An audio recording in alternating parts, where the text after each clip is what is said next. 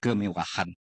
Bayangkan Anda ada seorang Kakanwil pajak di 2 provinsi itu diberitakan punya jet pribadi, private jet yang di Jogja itu, sama Makassar itu.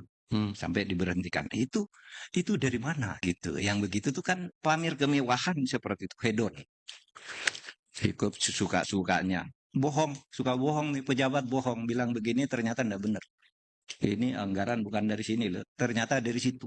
Ini enggak ngutang loh, ternyata ngutang. Misalnya. Itu kan kebohongan, ya. Pemborosan yang luar biasa sementara rakyat itu membutuhkan. Sehingga yang terjadi sekarang ini adalah tumpulnya azimat. Kata Bung Karno Trisakti. Kedaulatan politik kita ya daulat secara resmi, tetapi secara substansi tidak. Terkadang didikte oleh orang luar juga. Didikte oleh ambisi-ambisi pribadi kita juga.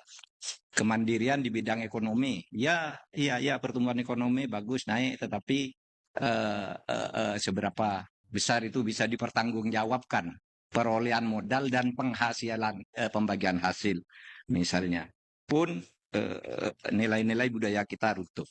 Jadi saudara, bagi saya etika itu sederhana, melakukan kebaikan bukan karena kewajiban hukum, melakukan kebaikan bukan karena kewajiban hukum, tapi juga sering melakukan kejelekan dengan menggunakan hukum sebagai alasan sehingga tampak benar.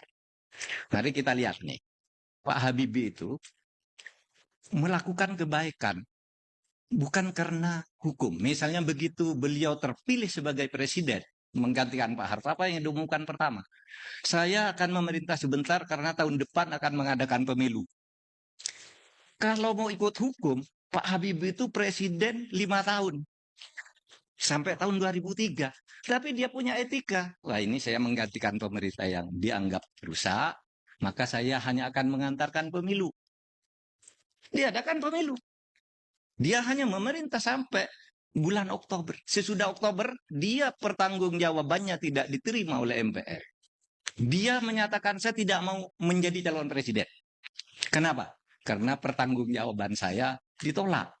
Loh, diberitahu oleh Amin Rais, oleh Wiranto, Pak, ditolak pertanggungjawaban masih tetap boleh jadi calon presiden dan Bapak akan menang nanti. Tapi kata Habibie, tidak. Saya tidak mau. Karena pertanggungjawaban saya ditolak berarti saya tidak layak dan tidak etis menjadi presiden. Itu kan?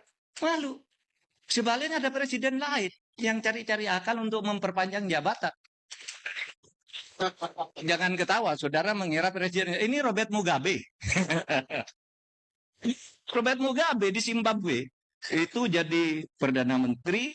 Merasa tahun depan ini saya habis jabatan, habis kekuasaan saya. Diubah undang-undang dasarnya menjadi sistem presidensil. Dia jadi presiden pertama. Ikut pemilu terus, pemilunya dihitung di rumahnya. Lalu diumumkan dia menang-menang terus sampai diusir oleh rakyatnya. Ya, kita bandingkan Pak Habibie dengan Mugabe saja gitu. Biar pulangnya aman.